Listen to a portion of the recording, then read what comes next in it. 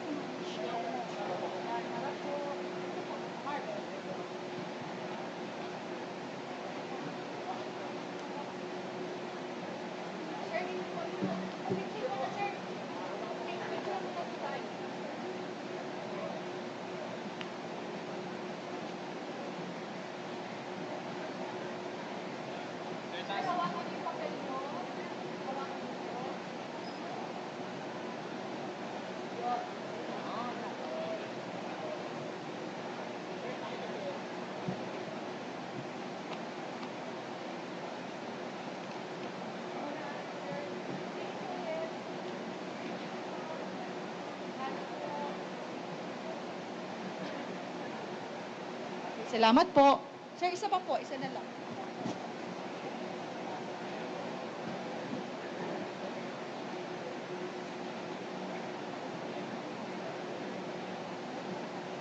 Okay, maraming salamat po. Asan na yung kasama? Diyan ka na lang dumaan.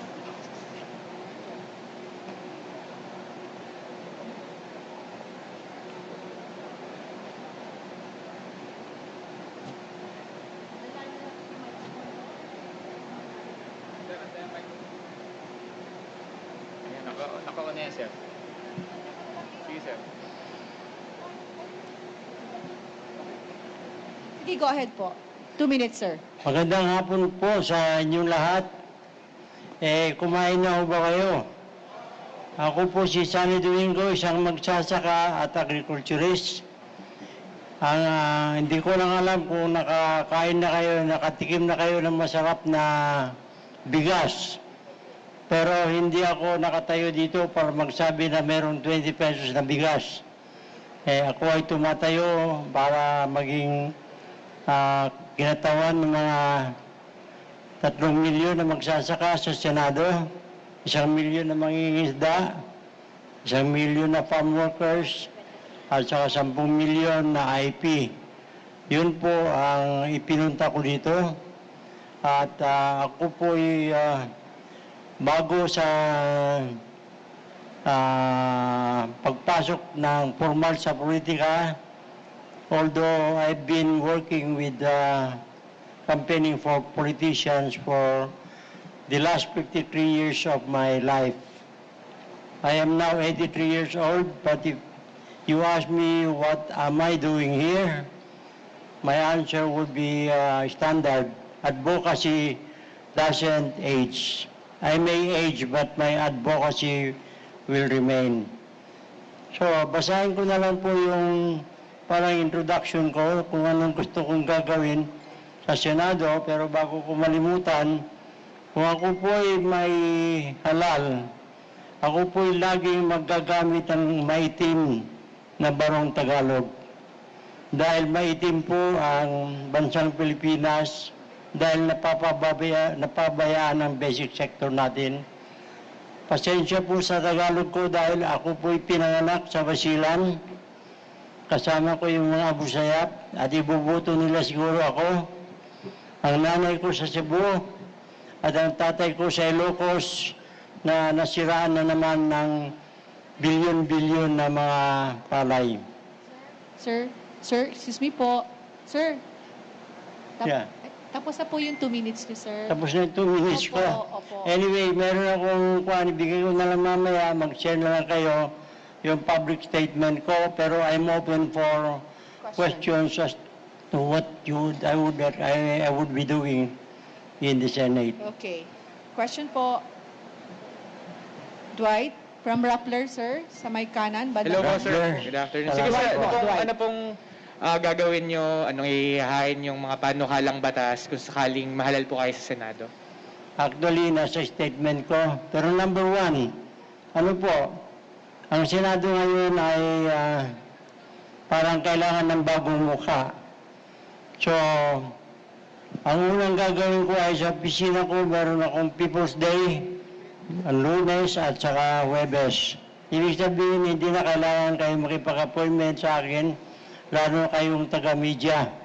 Kung may magsumbong sa akin na may scope, anytime makapasok kayo. Siguro exempted kayo sa pagpasok sa opisina ko dahil ang gagawin ko, maganda ako ng 10,000 na folder. Bawat pupunta doon sa People's Day, may number siya at may folder siya.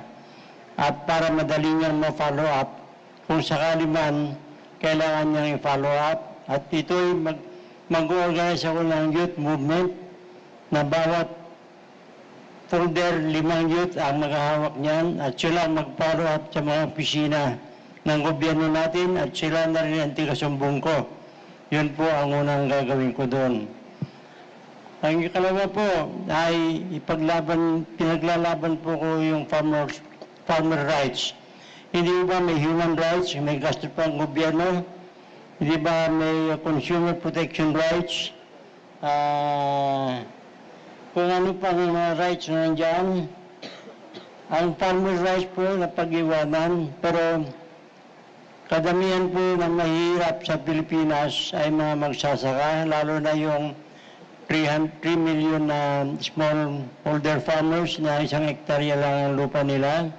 Mahal na ngayon ang inputs. Kailangan nilang ma-organize na, ma-cluster, ma-consolidate. Ang tawag po namin dyan, Get Smart Farms. Nasa YouTube yan. Sa YouTube, nakalagay sa Politics Today, Talk News TV, Part 2, March 25, 2017 pa. Yun po ang pinaglalaban natin for the last 53 years na dapat mangyari sa Pilipinas. So, isa lang yan sa, dalawa yan sa kasagutan ko sa tanong ng tiga Rappler. Pero pwede bang masabi ko rin na ako'y naniniwala na mananalo dahil ang pinaglalaban natin ay yung 3 million farmers, 10 million indigenous people, 1 million fishermen na ang mga asawa nila, binibenta nila ng 300 pesos bawat gabi para lang may maibili ng bigas.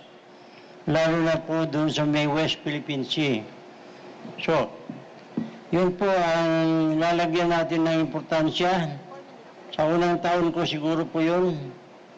At ang political platform po ay to convince the government and Congress to have a paradigm shift in budgeting agro-industrial hubs, not PUGO hubs, to be owned by the producers with professional management to serve as catalysts in promoting the circular economy for nation building and job creation to the millions of agricultural graduates and unemployed professionals. Alam ba ninyo yung mga scholar natin ng bayan, 70% walang trabaho ngayon. Bakit walang trabaho?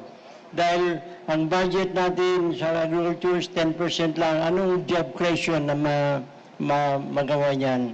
So yun po ang ipapanukala natin na dapat mabaliktad ang budget. Dapat mas marami ang budget ng food security in addition to the education. Yung national security po ay ibang usapan po yan, pero ang atin lang po ay madagdagan dapat ng budget para sa agrikultura kahit na abot man lang ng 1/3 of the total budget. Para po may magawang public investment para magkaroon po ng additional 1 million hectares. Alam po nyo, nung ginawa ng irigasyon, 50 million lang po tayo. Ngayon, 110 million tayo. Mula kay Marcos, dapat naglagay ang mga bagong presidente ng mga 100,000 hectares every year sa irigasyon. Hindi tayo sana naghihirap ng bigas ngayon. Kaya ko tinanong, habang ganitong sitwasyon natin, kahit kailan hindi kayo makatikim ng masarap na bigas. Pero kung manalo tayo at magawa natin itong programang ito, lahat kayo makatikim ng milagrosa na bigas. Yun lang po. ang sagot ko sa Rappler. Thank you po. Thank you. Meron pa pong magtatanong? Nasagot ko na ho lahat. Sir, wala na po. Okay na po, sir. Okay na po yung 8 minutes niyo, sir. Tapos na po. Okay na. Okay, maraming salamat po. Sana na ipaabot ko sa inyo ng message ng mga magsasaka at mga isda natin. Sir, maraming salamat din po. Sir, sa gitna na po kayo. Sir, dito po.